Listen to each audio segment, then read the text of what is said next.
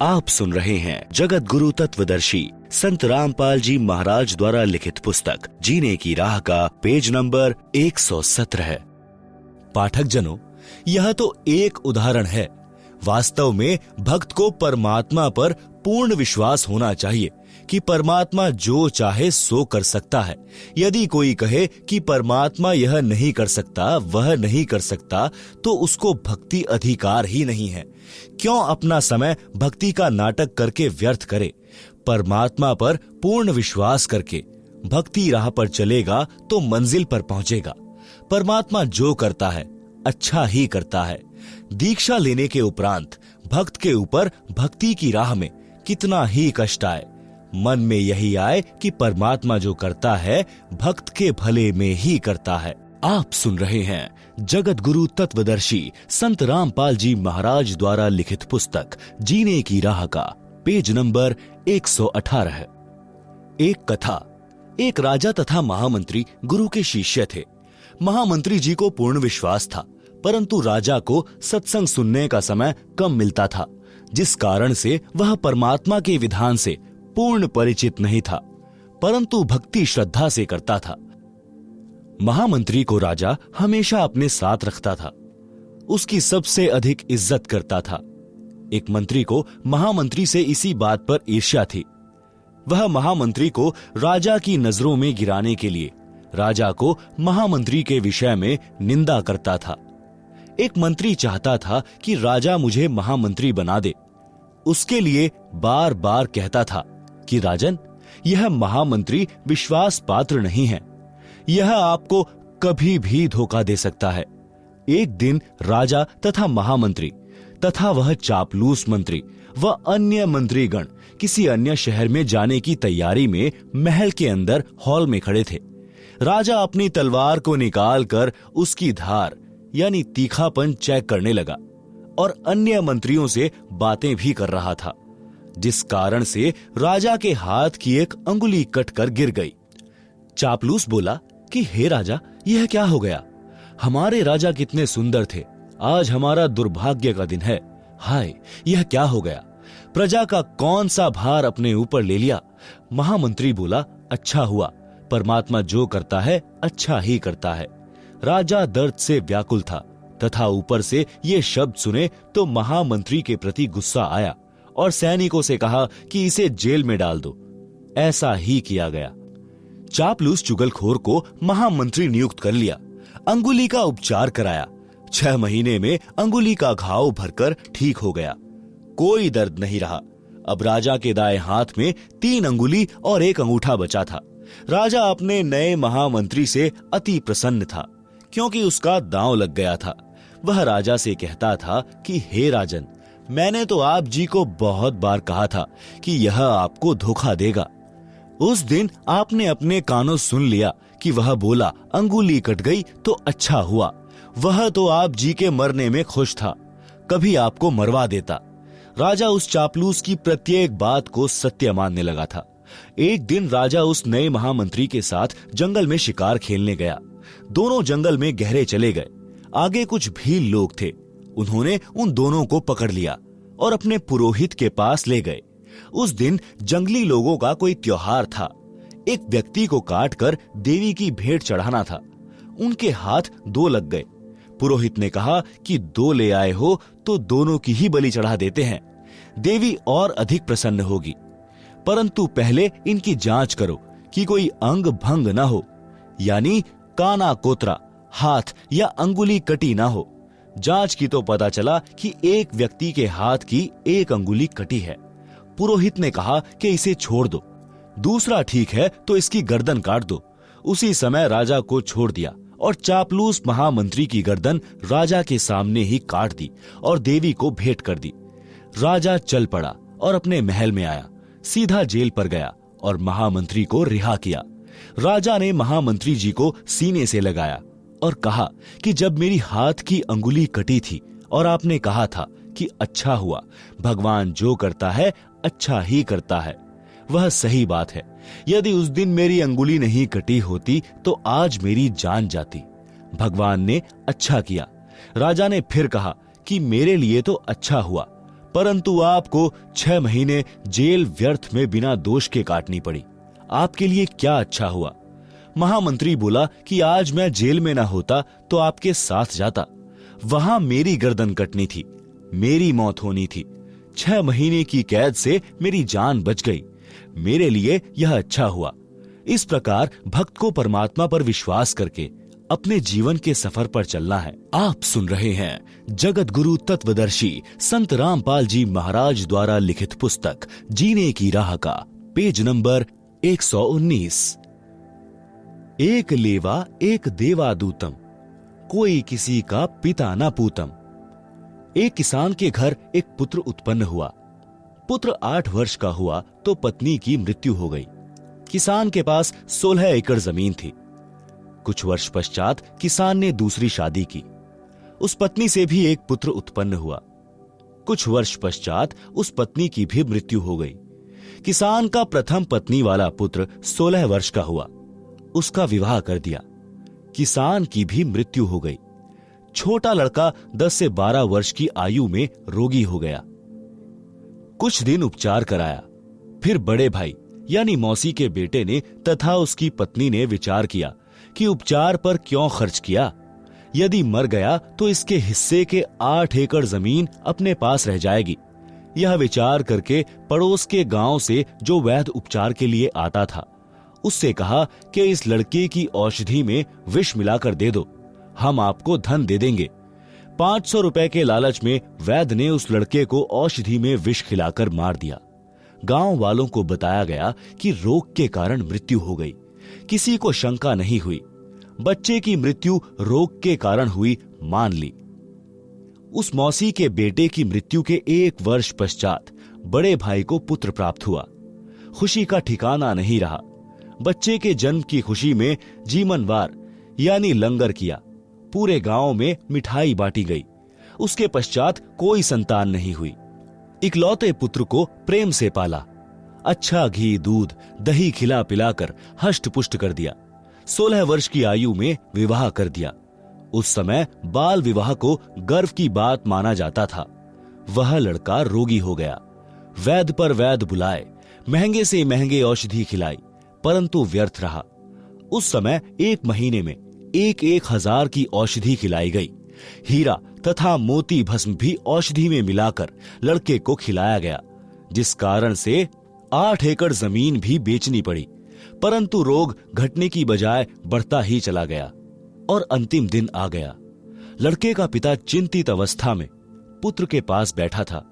उसी समय लड़का बोला, भाई साहब एक काम कर। पिता ने कहा कि बेटा मैं तेरा पिता हूं।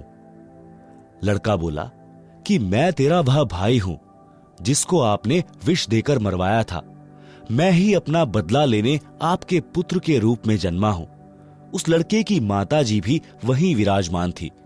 लड़का बोला कि 8 एकड़ जमीन मेरे हिस्से की थी, वह मैंने वसूल कर ली है। अब केवल कफन तथा लकड़ियों का हिसाब शेष है, उसकी तैयारी करो। यह बात सुनकर पिता उर्फ भाई का मुख फटा का फटा रह गया। अपने किए पर दोनों यानी पति पत्नी ने पश्चाताप किया। परमात्मा का विधान अटल है। बड़े भाई ने पुत्र रूप में जन्मे छोटे भाई से प्रश्न किया कि हमने लालच में आकर जो पाप किया, हमें तो परमात्मा ने फल दे दिया। जिस उद्देश्य के लिए आपकी जान ली थी वह 8 एकड़ जमीन गई तथा अन्य संतान है नहीं। यह शेष जमीन कोई और ही लेगा। हमारा तो नाश हुआ सो हुआ, यह तो होना ही चाहिए था। परमात्मा ने न्याय किया। परंतु जो लड़की आपकी पत्नी रूप में आई है, इसने कौन सा अपराध किया है जिस कारण से यह सती प्रथा के तहत आपके साथ जिंदा जलाई जाएगी? इसके साथ भगवान ने अन्याय किया है। छोटा भाई उर्फ पुत्र बोला कि मेरी मृत्यु के 2 वर्ष पश्चात वह वैद्य मर गया था जिसने मुझे 500 रुपए के लालच में विष देकर मारा था। यह पत्नी वही वैद्य डॉक्टर वाली आत्मा है। इसको वह फल मिलेगा, जिंदा जलाई जाएगी। उस समय सती प्रथा जोरों पर थी। पति की मृत्यु के पश्चात पत्नी को जिंदा उसी चिता में जलाया जाता। आप सुन रहे हैं जगत गुरु तत्वदर्शी संत रामपाल जी महाराज द्वारा लिखित पुस्तक जीने की राह का पेज नंबर 120। प्रिय पाठकों, विचार करो, परमात्मा की दृष्टि से कुछ नहीं छुपा है। जैसा करेगा वैसा भरना पड़ेगा। प्रत्येक परिवार इसी प्रकार संस्कार के कारण एक दूसरे से जुड़ा है। कोई पूर्व जन्म का कर्ज उतारने के लिए जन्मा है, कोई पूर्व जन्म का कर्ज लेने जन्मा है। उदाहरण के लिए, पिता ने लड़के को पढ़ाया, शादी से 2 दिन पहले दुर्घटनाग्रस्त होकर मर गया। वह अपना कर्ज पिता से लेने आया था। बेटा जवान हुआ, कार्य करके निर्वाह करने लगा। पिता रोगी हो गया, लाखों रुपए लगे, व्यर्थ रहे, मर गया। यह पिता पिछले जन्म का कर्ज लेने आया था, कुछ देने आया था। लड़की का विवाह किया, 2 वर्ष पश्चात लड़की मर गई। बहुत दहेज दिया था। वह दामाद पूर्व जन्म के ऋण के बदले में लड़की भी ले गया और धन भी। वर्तमान में जो किसी के साथ धोखा करके धन हड़प लेते हैं, वह धन अगले जन्म में दामाद बनकर वसूलेगा। परमात्मा का अटल विधान है, बुद्धिमान को संकेत ही पर्याप्त है। उपरोक्त केवल कथा नहीं है, यह हकीकत है। कोई यह कहता है कि यह तो डराने के लिए कथा बनाई, किसने देखा है क्या होगा। जैसे चोर को भद्र पुरुष समझाते हैं कि भाई चोरी मत किया कर, जब पकड़ा जाएगा तो पहले तो जनता पिटाई करेगी, फिर पुलिस पीटेगी और जेल में भी कष्ट उठाना पड़ेगा। यदि कोई कहे कि यह तो चोर को डराने के लिए कहा है, किसने देखा है कि आगे क्या होता है। विचार करें कि चोर को सच्चाई से अवगत करवाकर डराया है और सच्चाई भी है। यदि चोर सच्चाई से डरकर चोरी करना त्याग देगा तो उसकी भलाई है। यदि कहेगा कि किसने देखा है, आगे क्या होता है, उसके साथ वह सब गुजरेगी जो पहले बताई गई थी। इसी प्रकार जो उपरोक्त कथा को केवल समझाने डराने के लिए ही मानेगा तो दुर्भाग्य होगा। इसको इतनी ही सत्य समझना जैसे चोर को सतर्क किया है। लेखक ने यह कथा सन 1978 में एक पशुओं के डॉक्टर से सुनी थी, जो किसान के 2 पुत्रों वाली कथा ऊपर बताई है। वह इस कथा को अपने पास बैठने वाले को अवश्य सुनाता था, परंतु अमल कतई नहीं करता था। 10 रुपए की दवाई देकर 4 डिस्टिल्ड वाटर के इंजेक्शन लगाकर 200-300 रुपए वसूलता था। फिर शाम को मिलता तो अपने कारनामे भी बताता था कि यदि कम रुपए लूंगा तो भैंस वाला यह समझेगा कि अच्छी दवाई नहीं दी। भैंस को स्वस्थ तो 10 रुपए की दवाई से ही हो जाना था। विचार करें कि ऐसे व्यक्तियों की कथनी और करनी में अंतर है, तो उनके द्वारा सुनाई इन कथाओं का अन्य पर कैसे प्रभाव होगा। संत गरीबदास जी ने कहा है कि ये बातें कहन सुनन की नहीं है, कर पाड़ने की हैं, यानी इन पर अमल करना चाहिए। परमात्मा के विधान को समझकर निर्मल जीवन यापन करो, जीवन की राह को कांटों रहित बनाएं। आप सुन रहे हैं जगत गुरु तत्वदर्शी संत रामपाल जी महाराज द्वारा लिखित पुस्तक जीने की राह का पेज नंबर 121। एक लेवा एक देवादूतम। जिस समय श्री शिवजी ने अपनी पत्नी पार्वती जी को अमरनाथ स्थान पर एक सूखे वृक्ष के नीचे बैठकर नाम दीक्षा यानी अमर मंत्र दिया था, उस वृक्ष की खोगड़ यानी तने में बने बिल में मादा तोते ने अंडे उत्पन्न कर रखे थे। स्वस्थ अंडे तो शिवजी की हाथों से बजाई ताली से बच्चे बनकर उड़ गए। उनमें एक अंडा गंदा यानी अस्वस्थ था, उसका जीव उसके अंदर था। जब श्री शिवजी ने श्री पार्वती जी को दीक्षा मंत्र सुनाया तो वह गंदा अंडा स्वस्थ हो गया और तोते का बच्चा बन गया, पंख लग गई, उड़ने योग्य हो गया। पार्वती जी की समाधि लग गई। उसने हां हां करना बंद कर दिया, तोता हां हां करने लगा। तो श्री शिवजी ने देखा कि पार्वती की तो समाधि लगी है, सुन बोल कुछ नहीं रही है, हां हां की आवाज किसकी है।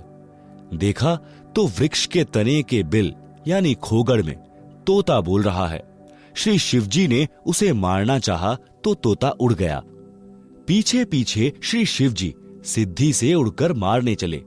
ऋषि वेद व्यास जी की पत्नी ने जंबाई ली, मुंह खोला तो तोते के शरीर को त्याग कर जीव व्यास की पत्नी के गर्भ में मुख से प्रवेश कर गया। श्री शिवजी ने व्यास की पत्नी से कहा कि मेरा ज्ञान चुराकर जीव तोते के शरीर को त्याग कर आपके गर्भ में चला गया है। यह मेरा चोर है, इसे मारूंगा। उसी समय ऋषि वेद व्यास जी भी आ गए थे। सब बातें सुन रहे थे। व्यास जी ने पूछा, हे भगवान, कौन, कैसा चोर?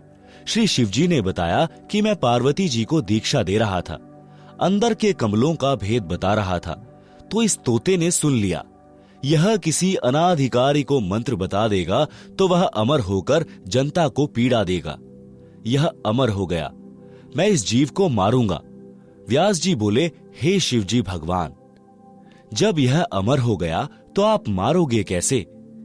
यह बात सुनकर श्री शंकर जी पार्वती के पास लौट आए। पार्वती जी को सब बातें बताई। श्री वेद व्यास जी ने अपनी दिव्य दृष्टि से देखा तो पता चला कि पत्नी के गर्भ में पुत्र है। 12 वर्ष के पश्चात पुत्र उत्पन्न हुआ। माता कहती थी कि पुत्र का नाम सुखदेव रखना है। इसके गर्भ में रहते हुए मुझे कोई दुख नहीं हुआ। मन में खुशी बनी रहती थी, सुख का आभास होता रहता है। इसलिए गर्भ में ही उस बालक का नाम सुखदेव रख दिया था। तोते के अंडे में रहने और तुरंत मानव शरीर प्राप्त करने के कारण ब्राह्मण लोग उसे शुकदेव यानी शुक माने तोता भी कहते थे। ऋषि शुकदेव जी का जन्म लेते ही 12 वर्ष का शरीर बन गया और उठकर चलने लगे। तो ऋषि वेद व्यास जी ने कहा, हे पुत्र, कहां चला?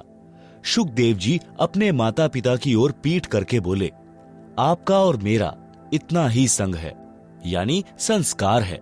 ऋषि व्यास जी ने कहा, हे पुत्र सुखदेव, हमने तेरे जन्म लेने की 12 वर्ष प्रतीक्षा की और आज आप छोड़कर जा रहे हो। एक बार मुख तो दिखा दे। सुखदेव ऋषि बोले, हे ऋषि जी, बहुत बार आप मेरे पिता बने, अनेकों बार मैं आपका पिता बना। यह तो बड़ा बखेड़ा यानी झंझट है। मैं भक्ति करके जन्म मरण से मुक्ति करवाऊंगा। मैं आपकी ओर मुख इसलिए नहीं कर रहा हूं कि कहीं मेरा आप में मोह न हो जाए। यह कह संत गरीबदास जी ने वाणी द्वारा बताया है कि एक लेवा एक देवा दूतम, कोई काहू का पिता न पूतम। ऋण संबंध जुड़ा एक ठाठा, अंत समय सब 12 बाटा। आप सुन रहे हैं जगत गुरु तत्वदर्शी संत रामपाल जी महाराज द्वारा लिखित पुस्तक जीने की राह का पेज नंबर 122। भावार्थ, शुकदेव जी ने कहा कि जो परिवार के सदस्य बेटा, पिता आदि आदि नातों में हैं, वे सब पूर्व जन्मों का ऋण लेने या देने के लिए जुड़े हैं। वास्तव में कोई किसी का पिता पुत्र नहीं है। मृत्यु के उपरांत सब अपने अपने संस्कारवश भिन्न स्थानों पर जाकर अन्य शरीर धारण कर लेते हैं। इसलिए कोई किसी का पिता पुत्र नहीं है। पाठकों ने ऊपर किसान के पुत्रों वाली कथा में पढ़ा है कि बड़े भाई ने छोटे मौसी के पुत्र को 8 एकड़ जमीन के लालच में मरवाया, तो वही जीव उसका पुत्र बनकर अपना ऋण लेने जन्मा और अपना हिसाब चुकता करके मर गया। इसलिए कहा है कि एक लेवा यानी ऋण लेने वाला, एक देवा यानी ऋण चुकाने वाला, दूतम कोई काहू का पिता नहीं पूतम। ऋण संबंध जुड़ा एक ठाठा यानी परिवार रूप में ठाठ से रहते दिखाई देते हैं। अचानक मृत्यु हो जाती है। अंत समय में 12 बाटा यानी मृत्यु के पश्चात कोई नहीं, और जन्म लेगा यानी 12 यानी 12 बाट यानी रास्तों पर चले जाएंगे। इतनी वार्ता पिता से करके शुकदेव आकाश में उड़कर अन्य स्थान पर चला गया। प्रिय पाठकों, इसलिए भक्ति करो और जीव का कल्याण करवाओ। केवल परिवार से चिपक कर अपना जीवन नष्ट न करो। परमात्मा की भक्ति से ऋण भी सरलता से उतर जाएगा। आप सुन रहे हैं जगत गुरु तत्वदर्शी संत रामपाल जी महाराज द्वारा लिखित पुस्तक जीने की राह का पेज नंबर 123। कथनी और करनी में अंतर घातक है। एक व्यक्ति प्रसिद्ध कथावाचक था तथा प्रतिदिन रामायण का पाठ भी करता था। एक दिन किसी कार्यवश पाठी जी को शहर जाना पड़ा। उसके साथ उसका साथी भी था। गांव से 3 किलोमीटर दूर रेल का स्टेशन था। सुबह 5 बजे गाड़ी पर चढ़ना था, इसलिए स्नान करके स्टेशन पर पहुंच गए। विचार किया कि पाठ गाड़ी में कर लूंगा।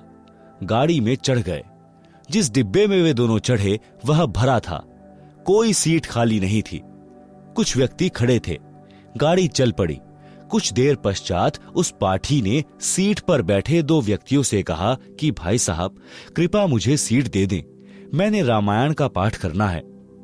आज गाड़ी पकड़ने की शीघ्रता के कारण घर पर नहीं कर सका। सज्जन पुरुषों ने पूरी सीट ही खाली कर दी। वे खड़े हो गए और बोले, हे विप्र जी, हमारा अहोभाग्य है कि आज हमको भी पवित्र ग्रंथ रामायण जी का अमृत ज्ञान सुनने को मिलेगा। पंडित जी ने पाठ ऊंचे स्वर में बोलना शुरू किया। प्रसंग था, भरत ने अपने बड़े भाई के अधिकार वाले राज्य को स्वीकार नहीं किया। जब तक श्री रामचंद्र जी वनवास पूर्ण करके नहीं आए, तब तक राजगद्दी पर अपने भाई रामचंद्र की जूती रखी और स्वयं पृथ्वी पर बैठा और नौकर बनकर राजकाज संभाला। जब भाई रामचंद्र अयोध्या लौटे तो उनको राज्य लौटा दिया। भाई हो तो ऐसा। पाठ संपूर्ण होने पर सबने कहा कि वाह पंडित जी वाह, कमाल कर दिया। एक व्यक्ति उसी डिब्बे में ऐसा बैठा था जिसने अपने पिताजी की वर्षी पर 1 दिन का पाठ करना था। कोई पाठी नहीं मिल रहा था। वर्षी अगले दिन ही थी। उसने पंडित जी से कहा कि हे गुरुजी, कल मेरे पिताजी की वर्षी के उपलक्ष्य में पाठ कर दो। पंडित जी बोले कि कल नहीं कर सकता। सब उपस्थित यात्रियों ने कहा कि पंडित जी, आपका तो कार्य यही है, इस बेचारे के लिए मुसीबत बनी है। परंतु पाठी साफ मना कर रहा था। सबने पूछा कि ऐसा क्या आवश्यक कार्य है जो आप कल पाठ को मना कर रहे हो। पंडित जी बात को टाले, बस वैसे ही। उसका साथी बोला कि मैं सच्चाई बताऊं, यह कल क्यों पाठ नहीं कर सकता। इसने अपने भाई पर 50 गज की कुर्ड़ी के गड्ढे पर मुकदमा कर रखा है। मैं इसका गवाह हूं, कल की तारीख है। उपस्थित व्यक्ति बोले कि हे पंडित जी, कथा तो कैसी मार्मिक सुनाई और आप अमल कतई नहीं करते। ऐसे व्यक्ति के द्वारा की गई कथा का श्रोताओं पर क्या प्रभाव पड़ेगा। कबीर जी ने कहा है कि करनी तज कथनी कथें, अज्ञानी दिन रात। कुक्कर यानी कुत्ते, कुक्कर ज्यों भौंकत फिरें, सुनी सुनाई बात। गरीबदास जी ने भी कहा है, बीजक की बातां कहें, बीजक ना ही हाथ, पृथ्वी डोबन उतरे, ये कह मीठी बात। आप सुन रहे हैं जगत गुरु तत्वदर्शी संत रामपाल जी महाराज द्वारा लिखित पुस्तक जीने की राह का पेज नंबर 124। शब्दार्थ। जो व्यक्ति कहते हैं ज्ञान की बातें, औरों को शिक्षा देते हैं कि किसी का बुरा मत करो, परंतु स्वयं गलती करते हैं, वे आध्यात्मिक गुरु उस कुत्ते के समान है जो व्यर्थ में भौंकता रहता है। उसी प्रकार ये धर्म गुरु एक दूसरे से कथा सुनकर शिष्यों को सुनाते हैं, स्वयं अमल नहीं करते। वाणी नंबर 2। वे अज्ञानी धर्म गुरु तत्व ज्ञान कहकर कोरे अज्ञान का प्रचार करते हैं, क्योंकि उनको तत्व ज्ञान का पता नहीं है। वे झूठे व्यक्ति पृथ्वी पर मानव के अनमोल जीवन का नाश करने के लिए जन्मे होते हैं। सत्संग से मिली भक्ति की राह। संत नित्यानंद जी का बचपन का नाम नंदलाल था। वे ब्राह्मण कुल में जन्मे थे। संत गरीबदास जी गांव छुड़ानी, जिला झज्जर के कुछ समय समकालीन थे। संत गरीबदास जी का जीवन सन 1717 से सन 1778 तक रहा था।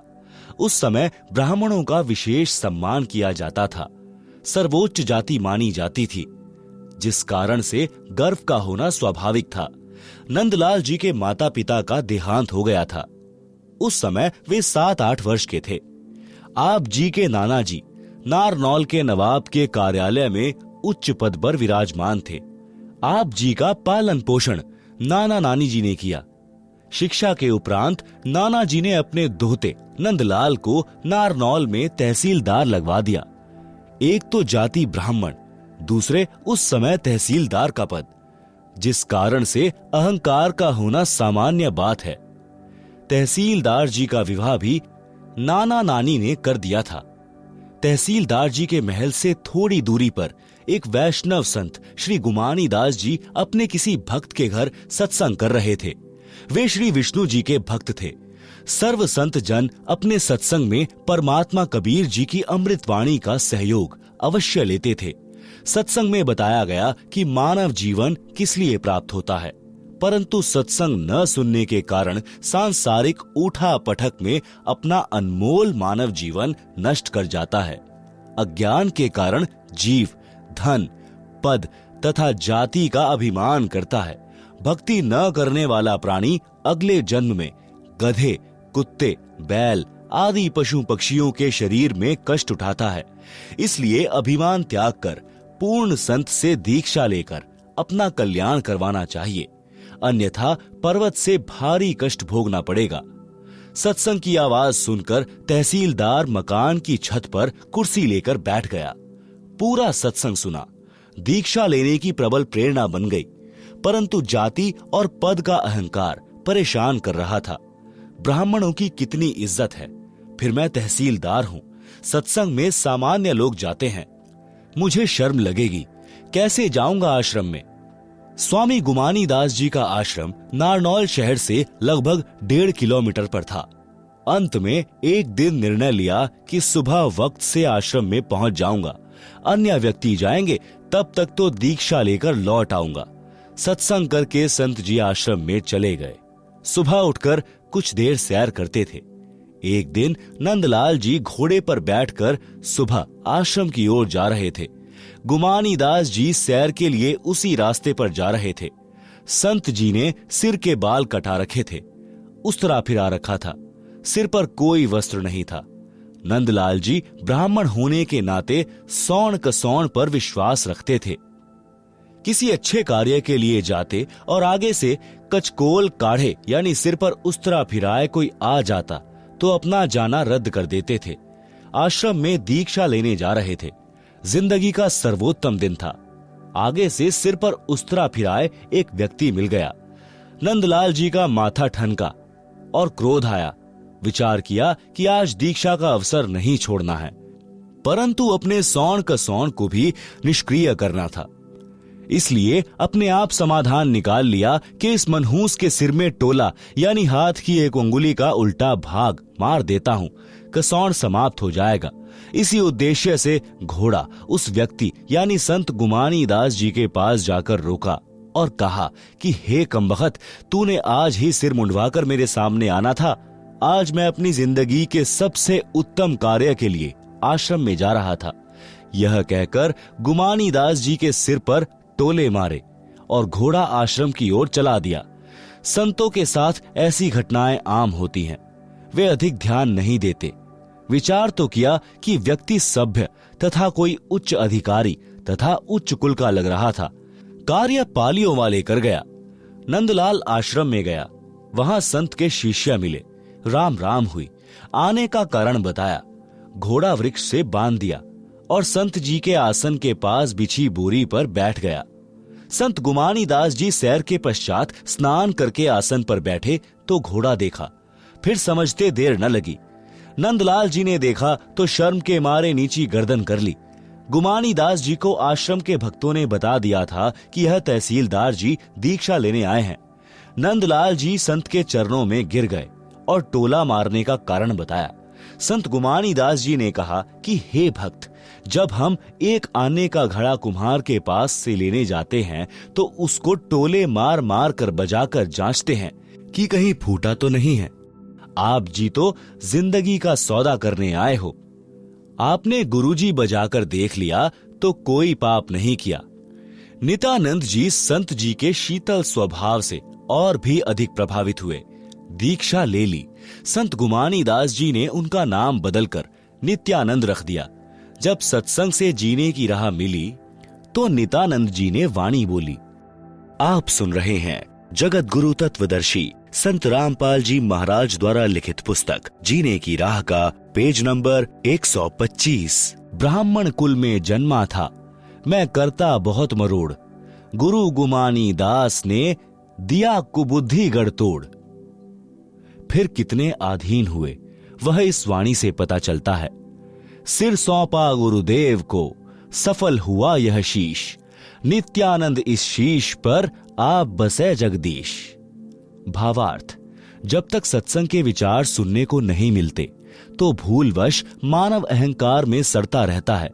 जब ज्ञान होता है कि आज राजा है, मृत्यु उपरांत गधा कुत्ता बनेगा, तो इस अहंकार का क्या बनेगा।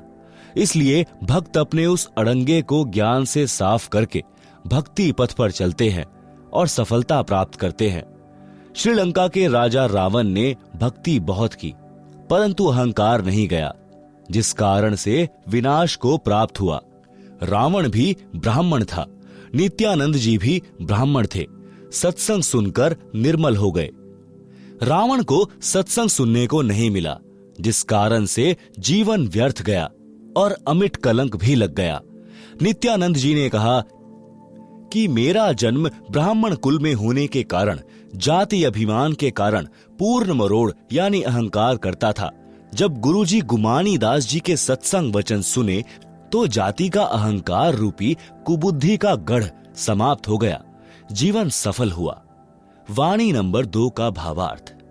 सत्संग सुनकर नित्यानंद जी बहुत आधीनी करने लगे, अहंकार त्याग दिया। कहा कि मैंने अपने गुरुजी को अपना सिर दान कर दिया, यानी जैसे गुरुजी रखेंगे वैसे ही रहूंगा। मेरा सिर सफल हो गया, अन्यथा किसी रोग के कारण जीवन चला जाता। अब मेरे सिर पर परमात्मा का निवास है, मेरी रक्षा परमात्मा करता है, मुझे कोई चिंता नहीं। आप सुन रहे हैं जगत गुरु तत्वदर्शी संत रामपाल जी महाराज द्वारा लिखित पुस्तक जीने की राह का पेज नंबर 126। नित्यानंद जी का शब्द। और बात तेरे काम ना आवे, संतो शरण लाग रे, क्या सोवे गफलत में बंदे, जाग जाग नर जाग रे। तन सराय में जीव मुसाफिर, करता रहे दिमाग रे, रात बसेरा कर ले डेरा, चले सवेरा त्याग रे। और बात तेरे काम न आवे, संतो शरण लाग रे। उम्दा चोला बनान मोला, लगे दाग पर दाग रे, 2 दिन का गुजरान जगत में, जले बिरानी आग रे। और बात तेरे काम न आवे, संतो शरण लाग रे। कुबुद्ध कांचली चढ़ रही चित पर, तू हुआ मनुष्य से नाग रे। सूझे नहीं सजन सुख सागर, बिना प्रेम बैराग रे। और बात तेरे काम न आवे, संतो शरण लाग रे। हर सुमरे सो हंस कहावे, कामी क्रोधी काग रे। भवरा न भर में विष के बन में, चल बेगमपुर बाग रे। और बात तेरे काम न आवे, संतो शरण लाग रे। शब्द सैन सत गुरु की पहचानी, पाया अटल सुहाग रे। नितानंद महबूब गुमानी, प्रकटे पूर्ण भाग रे। और बात तेरे काम न आवे, संतो शरण लाग रे। वास्तव में यह ऊपर लिखा शब्द कबीर साहिब जी का है, फिर भी हमने ज्ञान प्राप्त करना है। शब्दार्थ। हे मानव यानी स्त्री पुरुष, परमात्मा की चर्चा व भक्ति के अतिरिक्त अन्य कोई बात यानी चर्चा तेरे काम की नहीं है। आपको तत्व ज्ञान नहीं है, इसलिए मोह ममता व अज्ञानता की नींद में सो रहा है, यानी परमात्मा को भूला है। जाग जाग यानी संभल जा और संतों से सत्संग सुनकर आत्म कल्याण करवा। यह मानव शरीर में जीव ऐसे हैं जैसे यात्री किसी होटल में कमरा किराए पर लेकर रात्रि व्यतीत करता है और सुबह त्याग कर अपने कार्य पर चला जाता है। इसी प्रकार इस शरीर रूपी होटल में जीव यात्री के समान है। जब मृत्यु का समय आएगा तब सवेरा हो जाएगा, यानी शरीर रूपी सराय यानी होटल को त्यागने का समय हो गया है। आप शरीर त्याग कर भक्ति न करके खाली हाथ जाओगे। आप सुन रहे हैं जगत गुरु तत्वदर्शी संत रामपाल जी महाराज द्वारा लिखित पुस्तक जीने की राह का पेज नंबर 127। मानव शरीर रूपी वस्त्र अनमोल है। तत्व ज्ञान के अभाव से भक्ति न करके, पाप पर पाप करके इस पर दाग लगा रहा है। इस संसार में जीवन अधिक नहीं है। अपने परिवार के पोषण में तथा धन संग्रह करने में जो परेशानी उठा रहा है, पाप करके धन जोड़ रहा है, मृत्यु के पश्चात परिवार तथा संपत्ति धन बेगानी हो जाएगी। इसे जोड़ने में किए पाप तुझे नरक में जलाएंगे। पाप करके दूसरे की बिरानी यानी आग में न जलकर मर। सत्संग सुने बिना पाप पुण्य तथा शिष्टाचार का ज्ञान नहीं होता। मानव शरारती बुद्धि का हो जाता है। मानवता को भूलकर अपनी शक्ति के द्वारा निर्बल को सताकर सर्प वाला कार्य कर रहा है, जो तेरे नाश का कारण बनता है। हे सज्जन पुरुष, यह ज्ञान है जो बिना प्रेम व सच्ची लगन से सत्संग सुने बिना नहीं होता। जो व्यक्ति भक्ति करता है तो उसे भक्त कहते हैं, यानी हंस पक्षी जैसा अहिंसावादी कहा जाता है। अर्थात भक्त किसी को कष्ट नहीं देता। हंस पक्षी भी सरोवर की मछली व कीड़े नहीं खाता, केवल मोती खाता है। काग पक्षी स्वार्थवश जीवित पशु पक्षी का मांस नोच नोच कर खाता है, कष्ट देता है।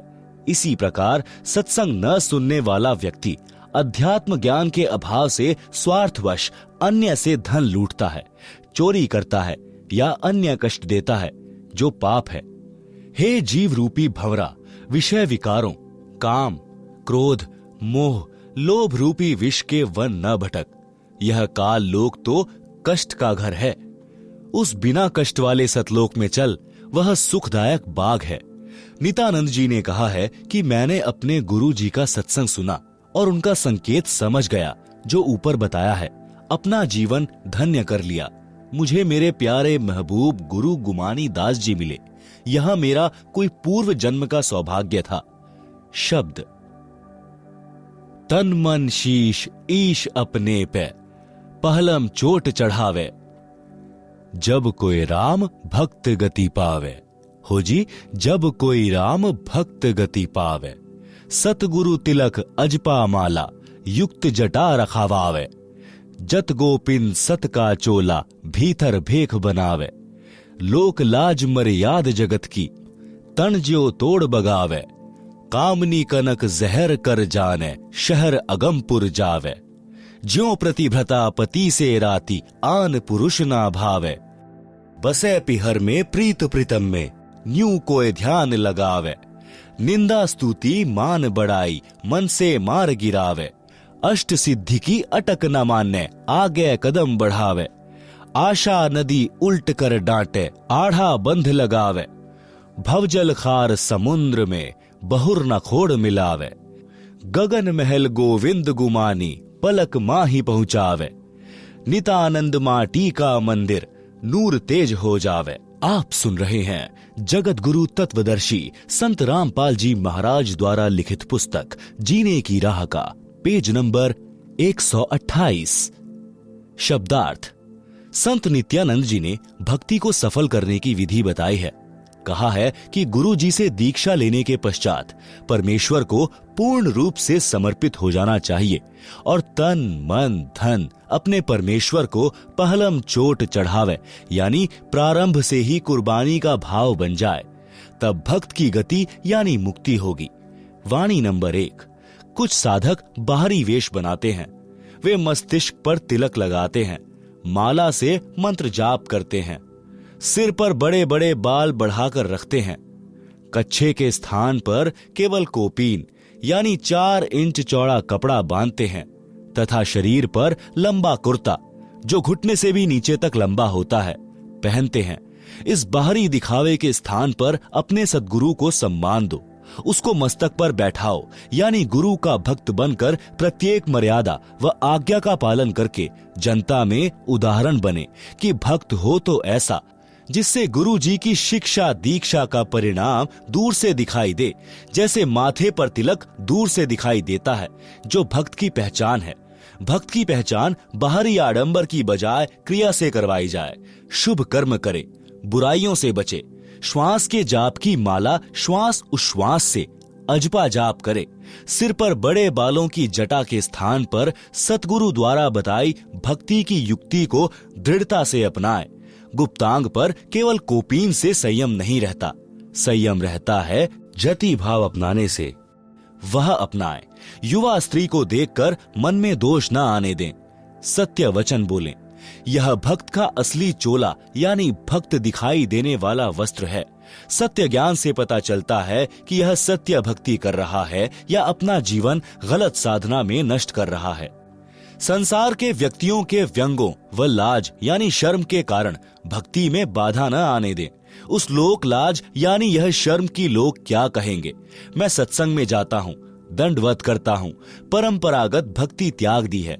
इस लोक लाज को तिनके की तरह तोड़कर फेंक दें, यानी उसको बाधा न बनने दें।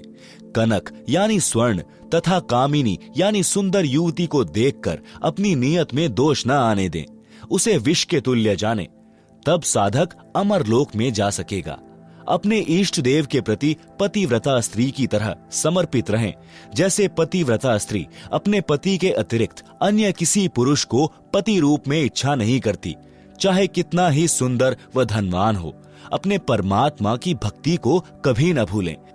लोग दिखावा न करके हृदय से मन मन में श्वास उश्वास से परमात्मा के नाम का स्मरण करता रहे।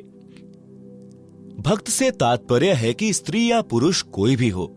जैसे पतिव्रता स्त्री अपने मायके घर चली जाती है तो वह परिवार को पता नहीं लगने देती कि वह अपने पति को याद करती है।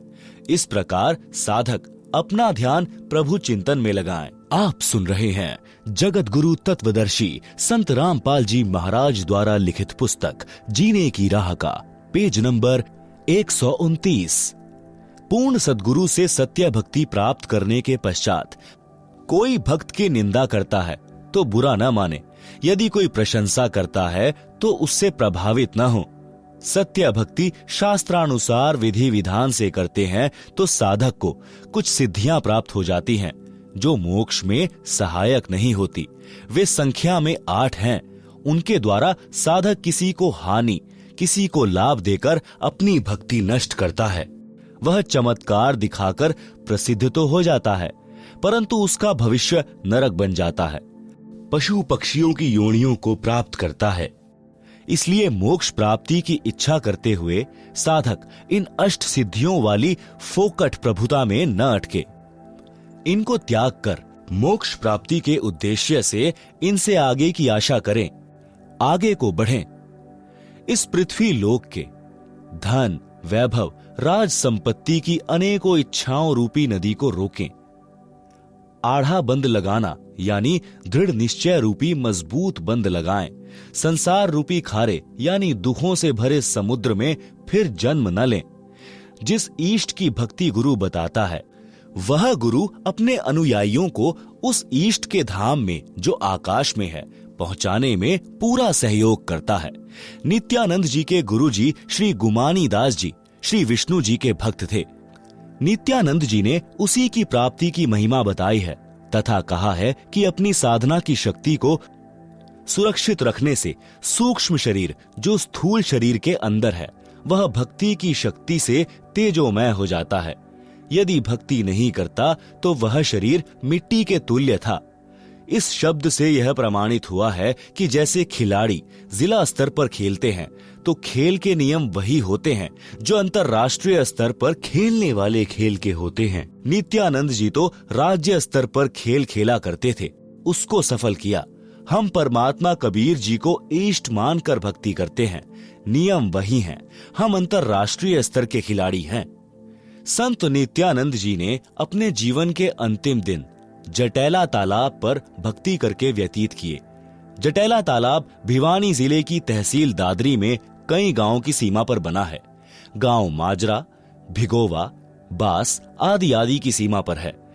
संत नित्यानंद जी श्री विष्णु यानी श्री कृष्ण जी की भक्ति करते थे। उनके गुरु श्री गुमानी दास जी दिल्ली के संत श्री चरण दास वैष्णव के शिष्य थे। पाठक जन पढ़ें सृष्टि रचना इसी पुस्तक के पृष्ठ 254 पर। आप जी को ज्ञान होगा कि संत नित्यानंद जी को किस श्रेणी का मोक्ष प्राप्त हुआ है। संत गरीबदास जी को परमात्मा कबीर जी मिले थे। उन्होंने संत गरीबदास जी को बताया कि संत भक्त किसी भी स्तर की भक्ति कर रहा है वह आदरणीय है, परंतु जब तक परम सतगुरु यानी पूर्ण गुरु नहीं मिलेगा जो 2 अक्षर का सच्चा नाम दीक्षा में देता है, तब तक न तो उस गुरु की मुक्ति है और न शिष्य की। गरीब साध साध सब नेक हैं, आप आपनी ठौर, जो निज धाम पहुंचा वहीं सो साधु कोई और। साध हमारे सगे हैं ना काहू को दोष, जो सार नाम बता वहीं सो साधु सिरपोश। आप सुन रहे हैं जगत गुरु तत्वदर्शी संत रामपाल जी महाराज द्वारा लिखित पुस्तक जीने की राह का पेज नंबर 130। शब्दार्थ। संत गरीबदास जी ने कहा है कि जो परमात्मा का सत्य मार्ग बताते हैं वे संत अच्छी आत्माएं हैं, उनका उद्देश्य गलत नहीं है। जो जहां तक का ज्ञान रखता है वह उस स्थान पर ठीक है। यानी जैसे कोई विष्णु की साधना बताता है, कोई शिव की तथा कोई ब्रह्म की साधना वेदों अनुसार करता तथा करवाता है, वह उस स्थिति तक तो ठीक है, परंतु उस साधना से निज धाम यानी सनातन परम धाम यानी सतलोक प्राप्त नहीं हो सकता। जो संत सतलोक प्राप्ति का मार्गदर्शन करते हैं वे संत उपरोक्त संतों से भिन्न हैं। जो संत परमात्मा के लिए प्रयत्नशील हैं वे सब संत हमारे सगे यानी रिश्तेदार हैं, हमारे खास साथी हैं। इनको हम दोष नहीं देते क्योंकि इनको पूर्ण मोक्ष मंत्र सार नाम का ज्ञान नहीं है। इन संतों का शिष्य बनने से जीव का पूर्ण मोक्ष नहीं होता, जन्म मरण बना रहता है। जो संत सार नाम की दीक्षा देते हैं वे हमारे सिर के ताज हैं। वे सिर माथे पर रखने योग्य हैं, अर्थात विशेष आदरणीय हैं। श्री विष्णु जी का स्वयं जन्म मरण रहता है तो उपासक को वह मोक्ष नहीं मिल सकता, जो गीता अध्याय 15 श्लोक 4 में कहा है कि तत्वदर्शी संत से तत्व ज्ञान प्राप्ति के पश्चात परमेश्वर के उस परम पद की खोज करनी चाहिए जहां जाने के पश्चात साधक फिर लौटकर संसार में कभी नहीं आता। केवल उस परमेश्वर की भक्ति करो जिसने संसार रूपी वृक्ष की रचना की है, संसार का विस्तार जिनसे हुआ है। हिंदू समाज के गुरुजन कहते हैं कि गीता का ज्ञान श्री कृष्ण जी ने अर्जुन को सुनाया। श्री कृष्ण जी श्री विष्णु जी का अवतार यानी स्वयं विष्णु जी माने जाते हैं। श्रीमद् भगवत गीता के अध्याय 4 श्लोक 5 में गीता बोलने वाले ने कहा कि हे अर्जुन, तेरे और मेरे बहुत जन्म हो चुके हैं, तू नहीं जानता, मैं जानता हूं। इससे स्पष्ट हुआ कि श्री विष्णु जी नाशवान हैं, जन्म मृत्यु होता रहता है। श्री देवी पुराण के 3 स्कंद में स्वयं विष्णु जी ने कहा कि मैं यानी विष्णु, ब्रह्मा तथा शंकर जन्मते मरते हैं, हमारा तो आविर्भाव यानी जन्म तथा तिरोभाव यानी मृत्यु हुआ करता है। इससे भी स्पष्ट है कि श्री विष्णु जी अविनाशी नहीं है। गीता अध्याय 2 श्लोक 17, गीता अध्याय 15 श्लोक 17 में भी अविनाशी परमात्मा तो गीता ज्ञान दाता से भी अन्य कहा है। फिर गीता अध्याय 18 श्लोक 62 में गीता ज्ञान दाता ने कहा कि हे भारत, सर्वभाव से तू उस परमेश्वर की शरण में जा, उस परमेश्वर की कृपा से ही तू परम शांति को तथा सनातन परम धाम को प्राप्त होगा। इन प्रमाणों से सहज में पता चलता है कि श्री नित्यानंद जी को गीता में वर्णित पूर्ण मोक्ष प्राप्त नहीं हुआ। कबीर जी ने कहा है कि जो जाकी शरणा बसे ताको ताकी इलाज, जल सौ ही मछली चढ़े बह जाते गजराज। आप सुन रहे हैं जगत गुरु तत्वदर्शी संत रामपाल जी महाराज द्वारा लिखित पुस्तक जीने की राह का पेज नंबर 131। भावार्थ। जो भक्त जिस भी देवी देव की भक्ति करता है वह इष्ट अपने भक्त को राहत अवश्य देता है, जो सामान्य व्यक्ति के लिए अनहोनी के समान होती है। उदाहरण के लिए यदि किसी व्यक्ति ने थानेदार की सेवा कर रखी है यानी मित्रता कर रखी है, तो थानेदार अपने मित्र को थाने में आने पर कुर्सी पर बैठाता है, चाय भोजन खिलाता पिलाता है, जो सामान्य व्यक्ति के लिए संभव नहीं है। यह सामान्य व्यक्ति के लिए अनहोनी से कम नहीं है। यदि किसी ने पुलिस अधीक्षक यानी एसपी से पहचान बना रखी है तो उसको और अधिक लाभ होता है। इसी प्रकार हम ऊपर चलें तो प्रांत में यदि मुख्यमंत्री जी से पहचान है तो उसको जो लाभ होगा वह नीचे वालों की तुलना में अनहोनी होगी। इसी प्रकार यदि देश के प्रधानमंत्री जी से मेल हो जाए तो लाभ का वार पार नहीं। लेखक यह कहना चाहता है कि यदि कोई देवी देवताओं की भक्ति करता है तो लाभ तो उनको भी मिलता है, परंतु जो लाभ पूर्ण परमात्मा की भक्ति से सर्व लाभ होता है, यदि प्रधानमंत्री का व्यक्ति है तो उसके साथ देश के सर्व मुख्यमंत्री, मंत्री तथा अन्य अधिकारी कर्मचारी हो जाते हैं। सब उसका सहयोग करते हैं, विरोध का स्थान नहीं रहता। इसी प्रकार पूर्ण परमात्मा की भक्ति करने वाले भक्त के साथ विश्व के सब देवी देवता हो जाते हैं। वे उसकी हर संभव सहायता करते हैं, बाधा नहीं करते। यदि कोई भूत पित्तर, प्रेत, भैरव, बेताल पूर्ण परमात्मा के भक्त को हानि करने की सोचता भी है तो देवी देवता ही उनको दूर कर देते हैं और बताते हैं कि तुम्हें पता है यह किसकी शरण में है। फिर वे शैतान शक्तियां भय मानकर कोई हानि करने की हिम्मत नहीं करते। यदि गलती से किसी भूत प्रेत ने कुछ छेड़छाड़ परमेश्वर के भक्त से कर दी तो उसे परमेश्वर के गण पकड़ कर ले जाते हैं और पिटाई करके सलाखों के अंदर बंद कर देते हैं। परमात्मा कबीर जी ने कहा है कि एक है साधे सब सधे, सब साधे सब जाए, माली सींचे मूल को, फूले फले अदाए। शब्दार्थ, आम या अन्य वृक्ष के पौधे की जड़ को जमीन में गड्ढा बनाकर रोपते हैं, जड़ की सिंचाई करते हैं। एक जड़ को साधने यानी पूजा करने से पौधे के सर्व अंग विकसित होते हैं। पौधा अच्छी तरह फलता फूलता है। पौधा पेड़ बनकर छाया, लकड़ी तथा फल देता है। यदि उस पौधे की शाखाओं को जमीन में गड्ढे में रोपकर सब शाखाओं की सिंचाई करेंगे और मूल की सिंचाई नहीं करेंगे तो सब कुछ नष्ट हो जाएगा। माली यानी पौधा रोपण का जानकार, जिसे माली कहते हैं, वह मूल की ओर से पौधे को जमीन में लगाता है, मूल की सिंचाई करता है, लाभ लेता है। इसी प्रकार तत्वदर्शी संत संसार रूपी पौधे की मूल यानी परम अक्षर ब्रह्म को इष्ट मानकर पूजा करता तथा करवाता है। वह उस एक की पूजा करके सर्व देवों को साध लेता है। सर्व देवता उसी सत्पुरुष की आज्ञा में चलते हैं, साधक का कार्य सिद्ध करते हैं। यदि सब देवों की पूजा करेंगे तो सत्पुरुष रुष्ट हो जाएगा। उसकी आज्ञा के बिना देवता कुछ नहीं कर पाते। यानी साधक की साधना शास्त्र के विरुद्ध होने के कारण कुछ लाभ नहीं मिलता। इसलिए पूर्ण परमात्मा की भक्ति करें। वर्तमान में मेरे यानी रामपाल दास के अतिरिक्त विश्व में किसी को सत्य ज्ञान नहीं है। आप आएं और दीक्षा लेकर अपना तथा परिवार का कल्याण करवाएं। आप सुन रहे हैं जगत गुरु तत्वदर्शी संत रामपाल जी महाराज द्वारा लिखित पुस्तक जीने की राह का पेज नंबर 132। मनीराम कथावाचक पंडित की करनी। मनीराम नाम का कथावाचक पंडित प्रसिद्ध था। हरियाणा के एक गांव में रामायण की कथा का आयोजन किया। रामायण की कथा अधिक से अधिक 11 दिन में संपूर्ण हो जाती है। मनीराम पंडित जी ने 30 दिन में संपूर्ण की।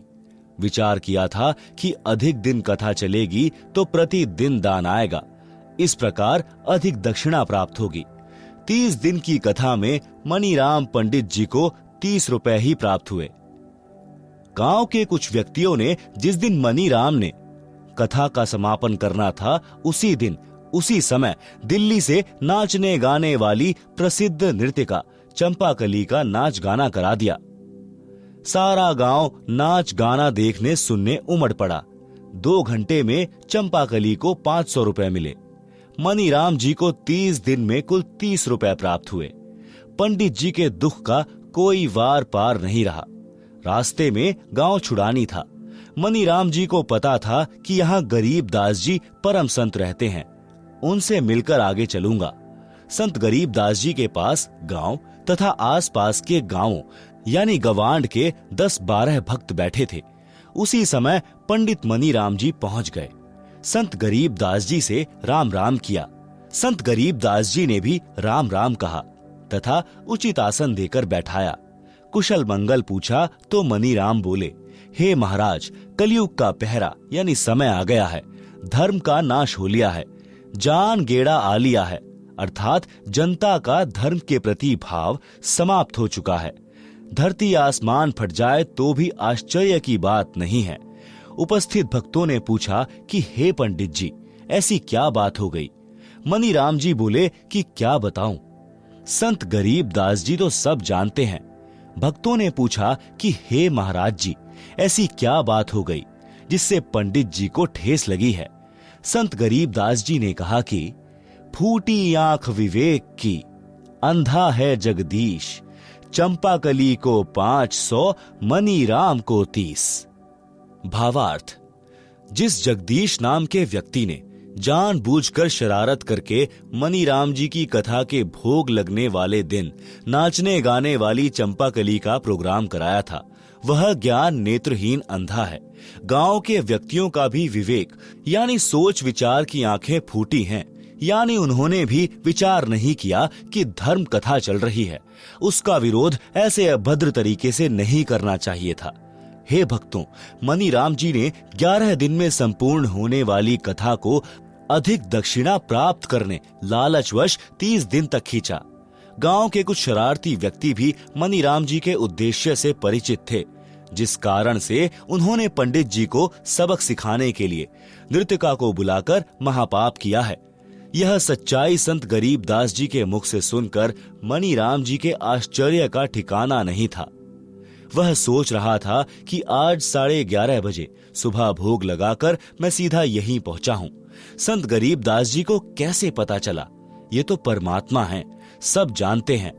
मनीराम आसन से उठा और संत गरीब दास जी के चरणों में गिर गया और बोला, प्रभु, आपने सच कहा है कि मैंने भी लालचवश कथा को लंबा खींचा था। आप तो जानी जान हो। हे प्रभु, धर्म कर्म तथा जीने की सच्ची राह दिखाएं।